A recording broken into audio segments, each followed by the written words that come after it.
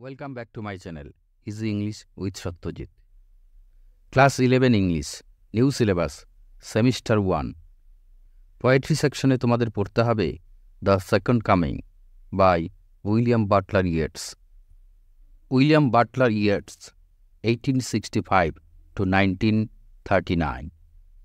তিনি ছিলেন an Irish poet, dramatist and writer. He was driving force behind the Irish literary revival. In 1923, he was awarded the Nobel Prize in Literature. The poem is written in 1919 এবং প্রকাশিত হয়েছিল dial পত্রিকায় in 1920. The poem, The Second Coming, describes allegorically the atmosphere of post-war in Europe.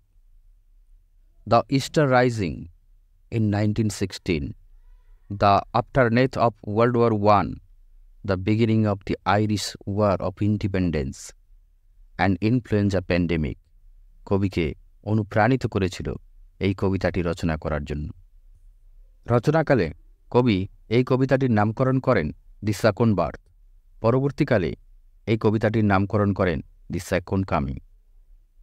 গীতায় উল্লেখিত দুটি শ্লোক এখানে অত্যন্ত প্রাসঙ্গিক।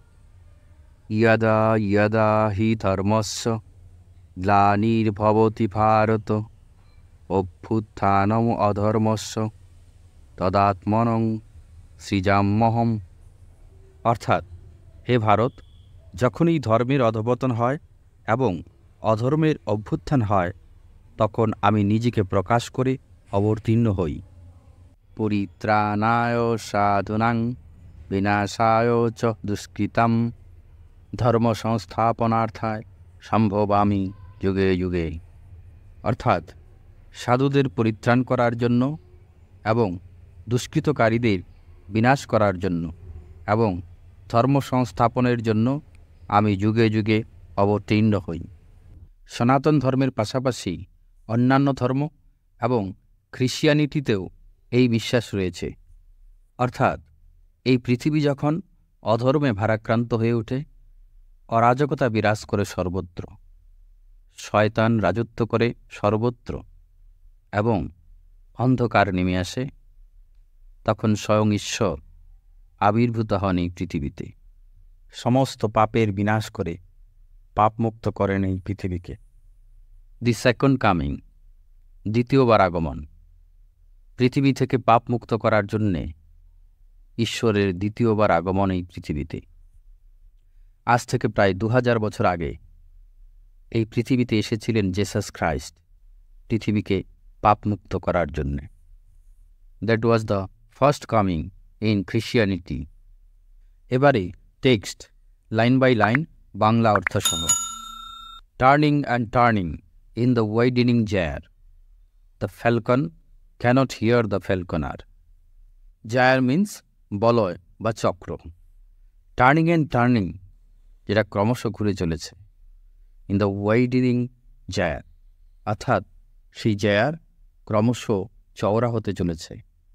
বলয়ের মতো ঘুরতে ঘুরতে দ্য ফ্যালকন, অর্থাৎ বাজপাখি, ক্যানট হিয়ার দ্য ফ্যালকনার, সে আর শুনতে পাচ্ছে না তার মালিককে, অর্থাৎ বাজিগরকে সে আর শুনতে পাচ্ছে না।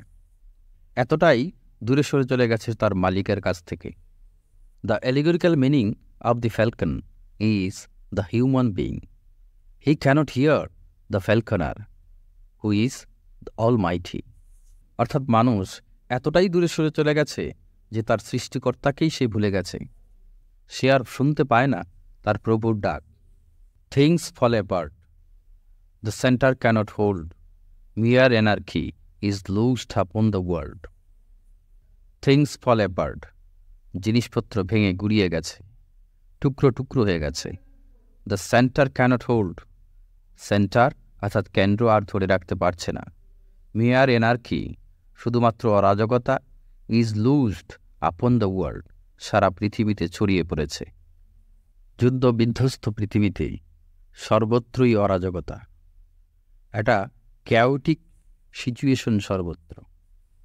The blood dim tide is loosed, and everywhere the ceremony of innocence is drowned. The blood dim tide, রক্তধারা রক্তের ঢেউ is loosed, বাঁধনমুক্ত, and everywhere, সর্বত্র, the ceremony of innocence, সরলতার যে শিষ্টাচার is drowned, আজ নিমজ্জিত। যুদ্ধ বিধ্বস্ত রক্তস্নাত পৃথিবীতে শুভ বুদ্ধিসম্পন্ন মানুষের বিবেক আজ নিমজ্জিত। The best lack all conviction, while the worst are full of passionate intensity.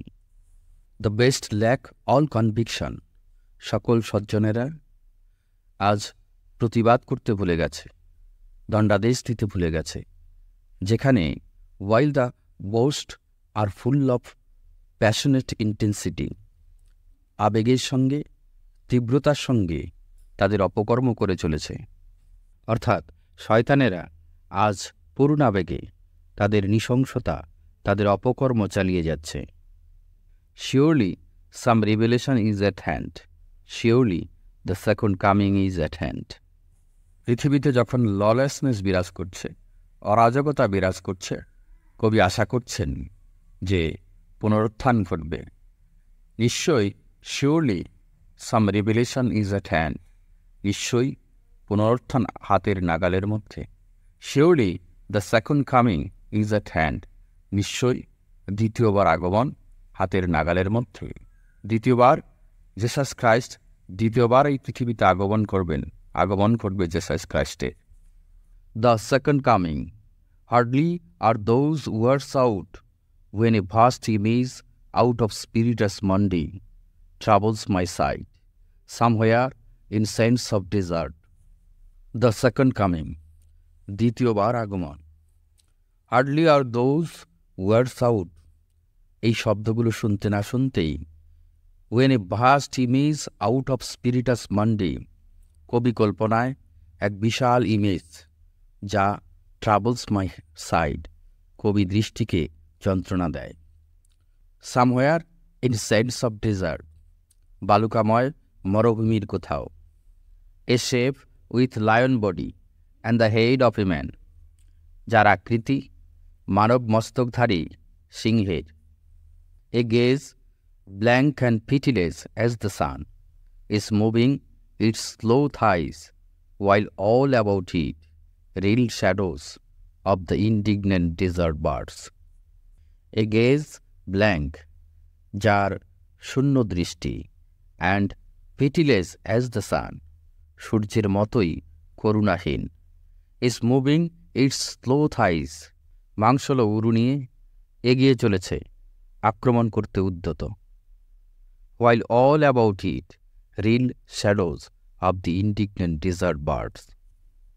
যখন দেখি ক্ষুব্ধ, সন্ত্রস্ত, ঘূর্ণয়নরত মরু পাখির ছায়া।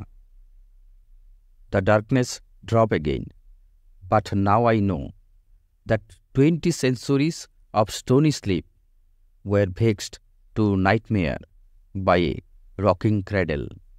The darkness drop again, অন্ধকার পুনরায় নেমে এসেছে। But now I know, কিন্তু আমি এখন জানি, that 20 centuries of stony sleep, বিংশ শতকের নির্মম নিদ্রা, were vexed to nightmare by a rocking cradle, দোলায় দুলে দুলে দুঃস্বপ্নে বিব্রত। And what rough beast, its hour come round at last, slouches towards Bethlehem to be born. And what rough beast, এবং কি ভয়ঙ্কর পশু, its hour come round at last, পরিশেষে তার সময় এসেছে। স্লাউচেস টুয়ার্ডস বেথলেহেম, ধীরে ধীরে এগিয়ে চলেছে বেথলেহেমের দিকে। টু বি বর্ন, পুনরায় জন্মগ্রহণের জন্যে। এবারে কবিতাটির সাবজেক্ট ম্যাটার বাংলায় ব্যাখ্যা করা হলো। বর্তমান পৃথিবীর অবস্থা যাতে তার পাঠকেরা সহজেই বুঝতে পারেন, তাই কবি শুরুতেই বাজপাখির উদাহরণ টানেন। বাজপাখি ঘুরতে ঘুরতে আকাশের এত উপরে উঠেছে যে তার মালিকের কথা ভুলে গিয়েছে। তার উপর তার মালিকের যেন আর কোনো নিয়ন্ত্রণ নেই। ঠিক একইভাবে পৃথিবীর মানুষের কর্মকাণ্ড এমন পর্যায়ে গিয়েছে যেন তাদের উপর আর পৃথিবীর মালিকের নিয়ন্ত্রণ নেই। কবি অতীতের ভালো জিনিসগুলোর কথা স্মরণ করেন। পৃথিবী জুড়ে মানুষের আত্মিক ধস এমন পর্যায়ে নেমেছে যে পুরনো সব মূল্যবোধের প্রবল ভাঙন চলছে, নৈরাজ্য সর্বত্র। অসাধুতার জয় জয়কার, সাধুতা, উৎকৃষ্টতা আজ নিমজ্জিত। এমন যুগসন্ধিক্ষণে কবি কোনো পরিবর্তনকারীর আগমন কামনা করেছেন। ঈশ্বর বা তার দূতের পুনরাগমনের অপেক্ষায় তিনি আছেন। সুরকে পরাজিত দেখে কবি বিপন্ন বোধ করছেন।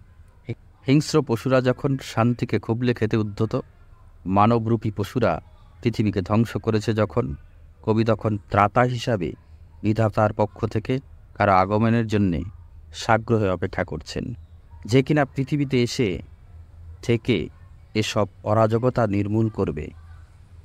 Thank you for watching my video.